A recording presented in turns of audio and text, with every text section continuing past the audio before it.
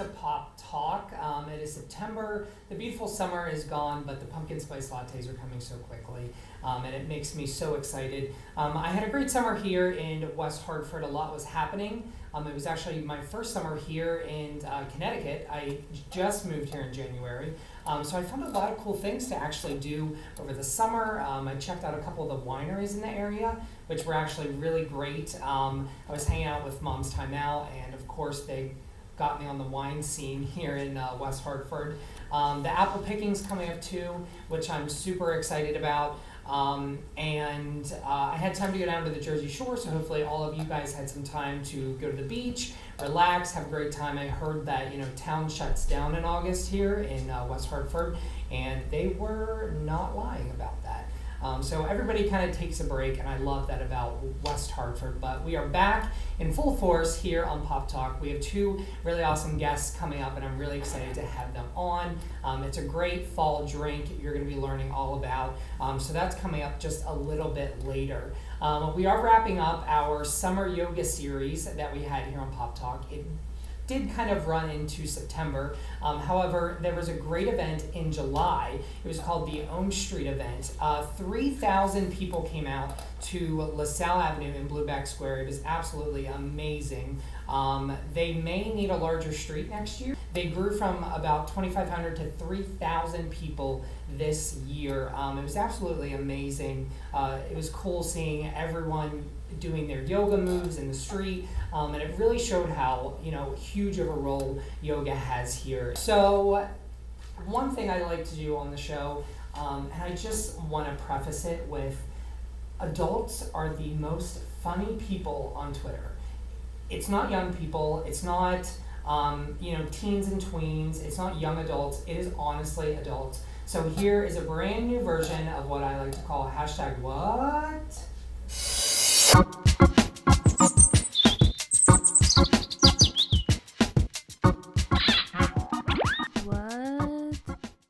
So if you're trolling Twitter and you're really bored, which obviously I was, you find some really cool hashtags trending. And these are hashtags that people create, out of the blue, who knows why.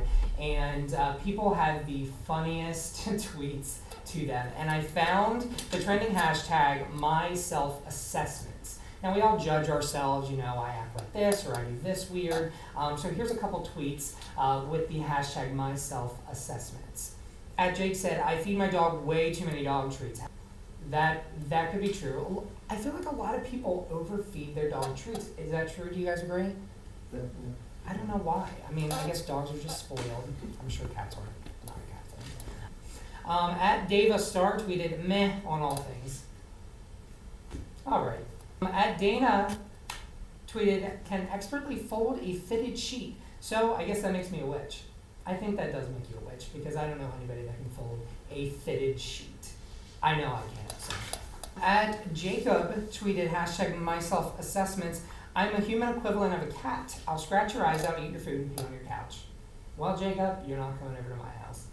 At Bryce tweeted my self-assessment 6 short of a 6-pack. Oh, Bryce. We all know a Bryce. We all know a Bryce who is 6 short of a 6-pack, and we love him, don't we? At a native named David. What does that mean, David? I would stab a stranger in the face if they attempted to eat my last piece of bacon. I guess David loves some bacon. All right, well that was this rendition of hashtag what?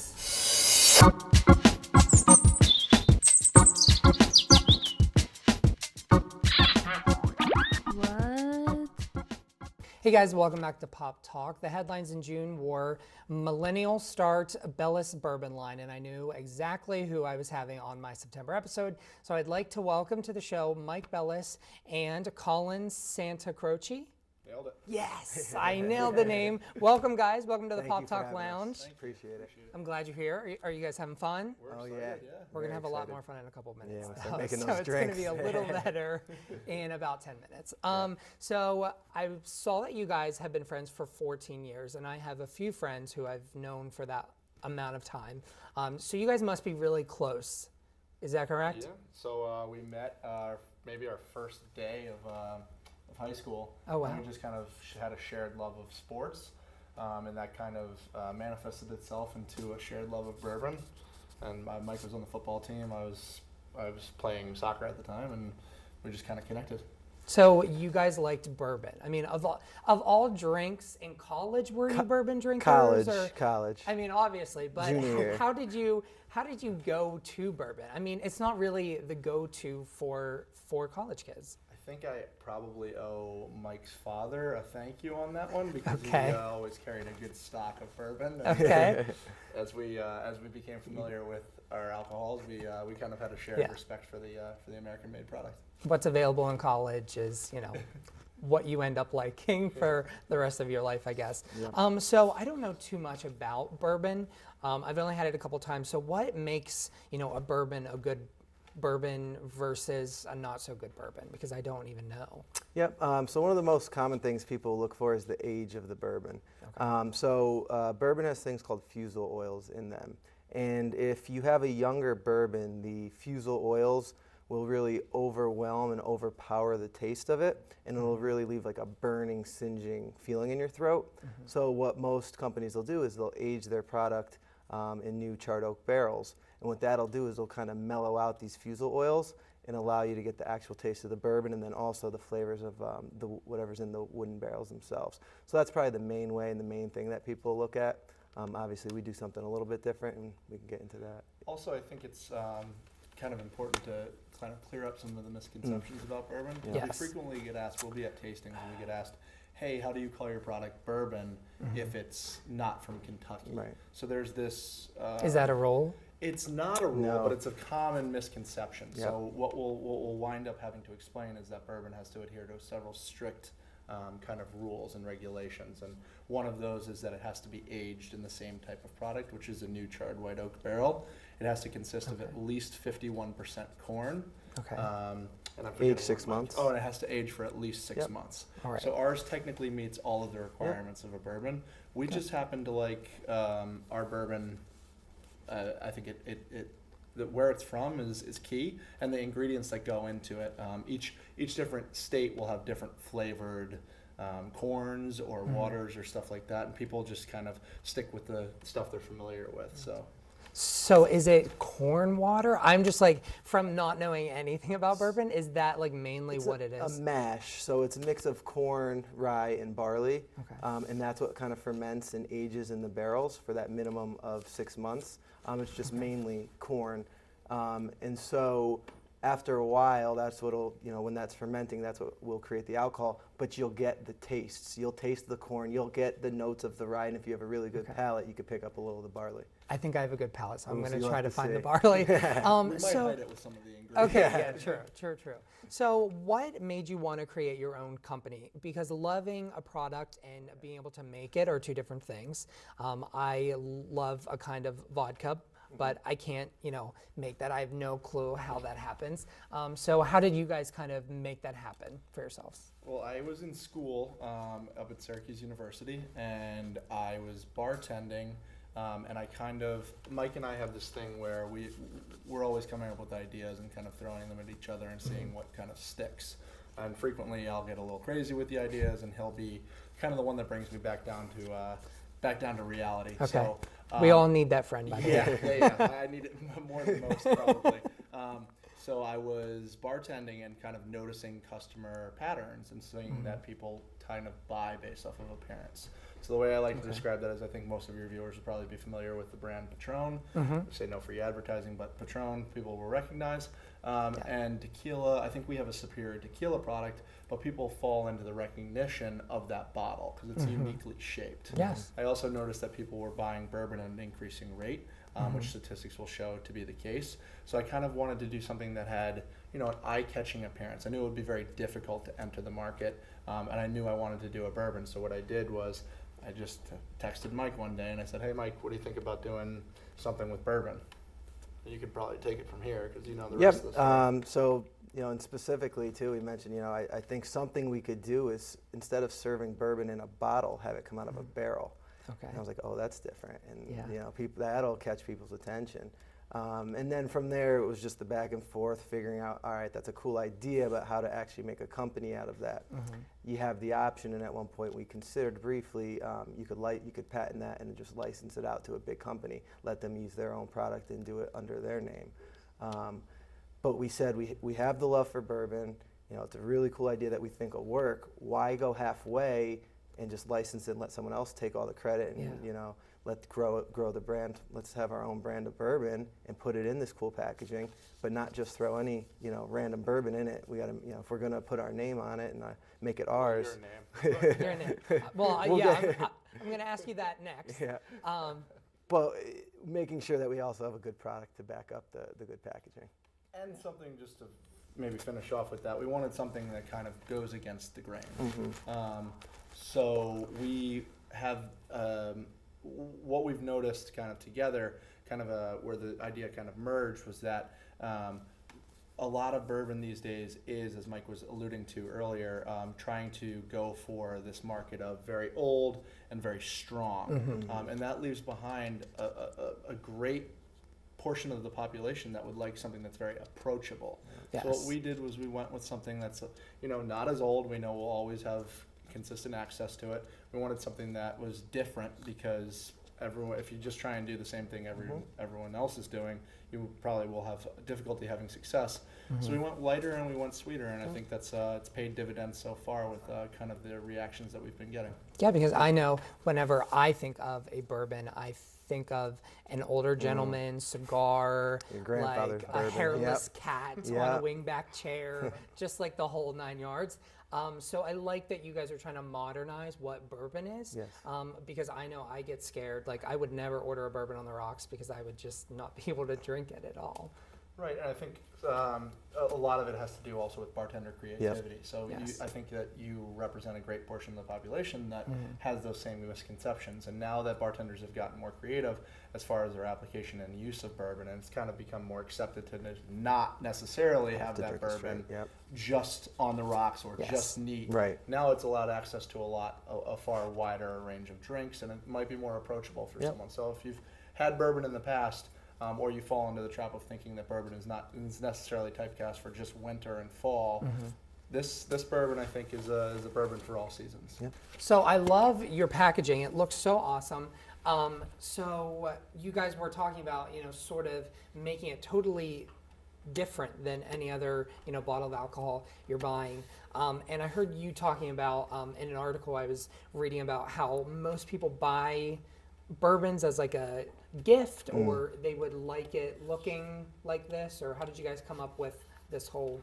I think, Mike, you can talk about this, but we were looking at numbers, and people used to give scotch, right? Yeah, so alcohol is actually one of the biggest gifts that people will get for Christmas, for birthday, for Father's Day. For people like to give alcohol. Yeah. And when you're shopping for a cool alcohol gift, you want something more than just a regular looking bottle. You want it to be a little special. So you'll notice around holiday season, you'll see a lot of these packs. Crown Royal does. They'll do comes with cool glasses or some kind of weird gadget with it, trying to make it more than just a bottle of alcohol. Yeah. I think that's what kind of ours.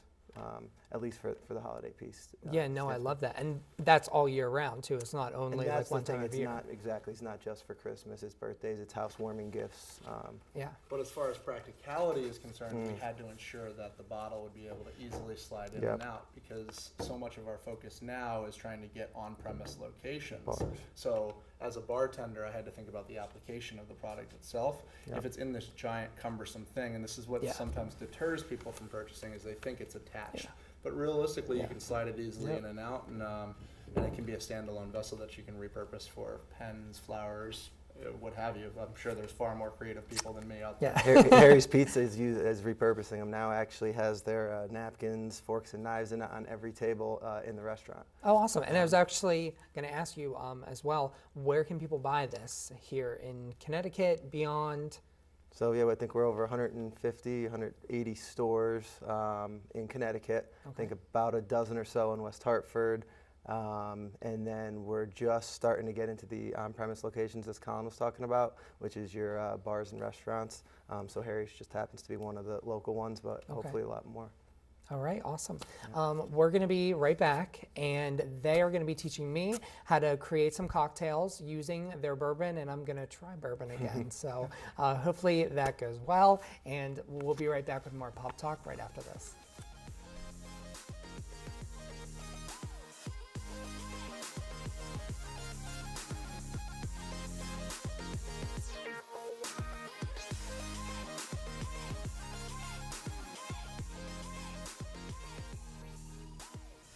Hey guys, welcome back to Pop Talk. We are here with Mike Bellis and Colin Santacroce, the owners of Bellis Bourbon, and they're here to make some new and modern-inspired bourbon cocktails. So let's get started. All right, so the first one we're going to do is called a Bourbon Mule. It's going to feature, all these drinks will feature Bellis Bourbon, of course. Can't show the competitors any love. But this is, we also wanted to stress kind of how this is a drink for all seasons. We were talking earlier, I think, about how people fall into the trap of thinking it's just fall drink. So what we're going to do now is show you a little bit of a summer drink, one that's very easy to make once you get home from work, or you just want to take the edge off. Yeah. So what we're going to do is we're going to get about 1.5 ounces of bourbon, very easy. We've already pre-put the ice in. Okay. So just a regular standard shot of bourbon. So you are a bartender because you know how much a shot Yeah, is. I would be. Yeah, I'd have about 5 ounces in there. And then, so what we've done is we've already pre-cut some limes, Yep. and we've brought our handy-dandy little juice squeeze. Okay. So we're going to just squeeze some lime juice in there. It's a healthy portion. And then we will take some ginger beer, and we will top it off. A really nice presentation there, and we'll finish it off with a lime. Now, I know this is we're going to the bourbon immediately. Yes. We are. This is a big Okay. taste test here. So- And this is the Bourbon Mule. This is the Bourbon Mule. All right. Yes. So almost like a Moscow Mule, but not because it is bourbon. Yes. Correct. Okay. So here we go. This is it. Oh, that is very smooth. Right? Wow. Easy. Yeah. Yeah. Yeah, who knew bourbon Oh, could wow. be refreshing? I can Yeah. keep drinking that. Okay. It's so again, But yeah, it's nice and light, and it has that lime taste to it, and it's not super heavy. Yes. So I like that. I'm just gonna take another one. it's a go-to. It's been Yeah. it's been something that Yeah. has been briefed very well. And again, with the bourbons, what do you think? You're not going to do that with another brand. No, probably. no. With one of those aged, really overproofed ones, it's not going to be as refreshing. So Yeah. did you guys create these concoctions that you're making now, or They're you're kind of inspired by other things? they're known. It's just that it's starting to get out there that you can do mules with things Mhm. other than vodka. As you said, Yeah. you're familiar with the Moscow Mule, but Yeah. there's other alcohols that you can Yeah. use to do so. And that's why we're here, to create the Yes. awareness. You can make cocktails with other forms of alcohol. Right. Okay. Yes. So our next drink of the evening. That's I think Mike's favorite. Okay. Oh yeah, the spiked eggnog. I'll get you set up with the bourbon, and then Okay. you can show the rest Yes. of it. I'm gonna pass this over here. Okay. So I heard a rumor that you guys made this eggnog This at is your house. Is that right? this is homemade eggnog. It's tough to find pre-made eggnog Okay. in July, Okay. um, Yes. but we made it homemade just for you. Okay. And so how do you make homemade eggnog quickly? So it consists of some eggs. Separate the you can eggs. do it cooked or uncooked. You use eggs. You use flour. Or sorry, not flour. No. Excuse me. Don't put flour in there, otherwise you wind up with some sort of a cake. We do eggs, sugar, Heavy cream, heavy cream, whole milk. and Yep. then so you separate the egg yolks, Yep. whisk those, and then you do the egg whites as well. Whisk And then those. you mix it all together, and Let it chill we're not going overnight. to say how much sugar's in it. because Okay, we don't yeah. No, wanna very scare it off. healthy. Or Very. cream or any of it. Just pour it in. Yeah. Okay. So you do 2 ounces I would of just fill it yep, up. 2 That ounces of toast is bourbon, like and then going. And Yep, then- that'll So make- great for a holiday party. Oh, for yes. People over Mhm. around Christmas time. And we're gonna use a little, probably a faux pas here, but we're gonna use the knife to stir it up. That's okay. I've done that before. And then we're just gonna Mike's sprinkle give it a little just a illusion small to amount the, of nutmeg. Nutmeg. Just a okay. small amount, just a pinch. Okay. Very state appropriate, Yes. and that Okay. very simple drink, but Spiked delicious. eggnog. Yes. Okay. Here we go.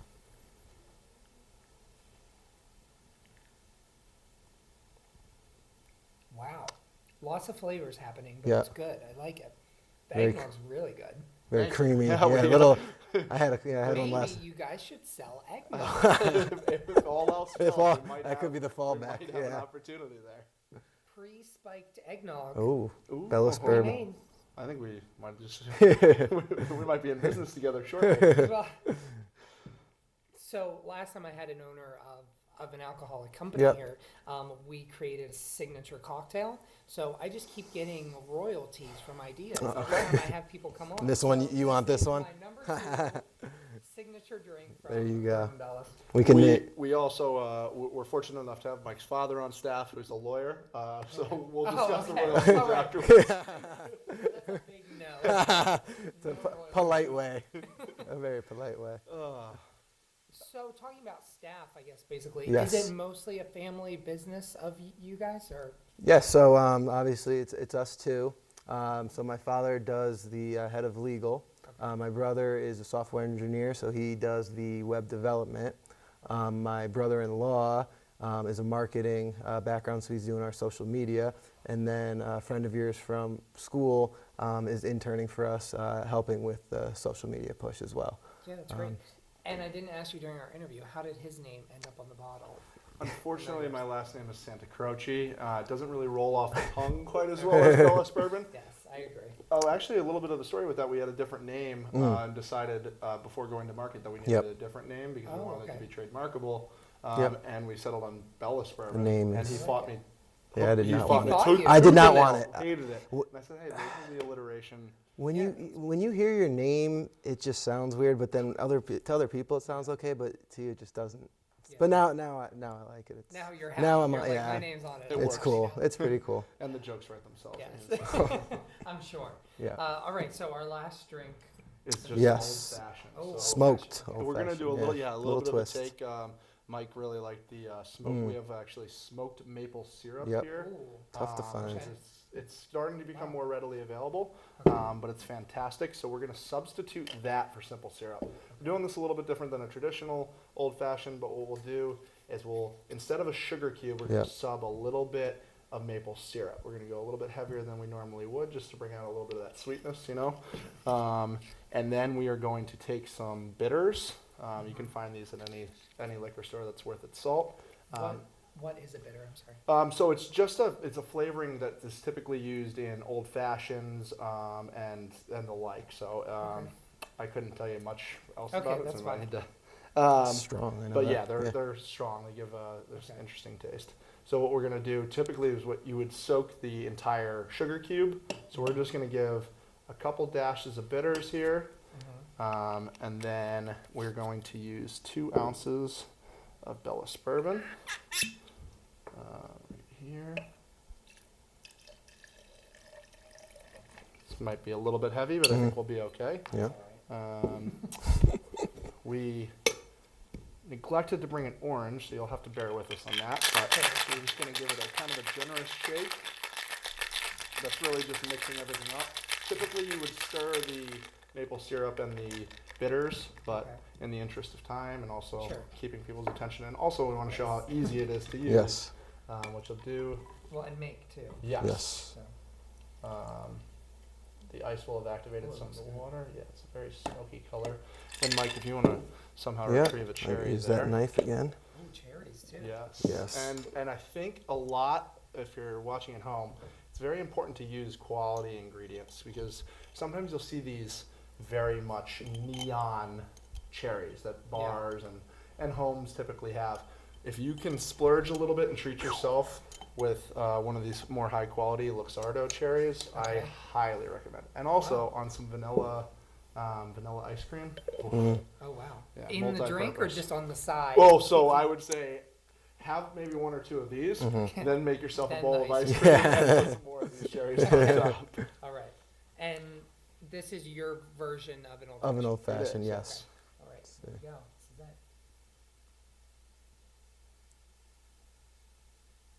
I can definitely taste This- the bourbon. Mhm. However, I would drink this whole thing. That's good. That's Like, what we're So- looking for. Yeah, other old fashions, I wouldn't Yeah. even take 2 sips. I'd be like, ugh, like it's too strong. And yours is very, very smooth. This is a way to get that smoky flavor without having to go with one of those heavy scotches with the real peaty, smoky scotch or a whiskey.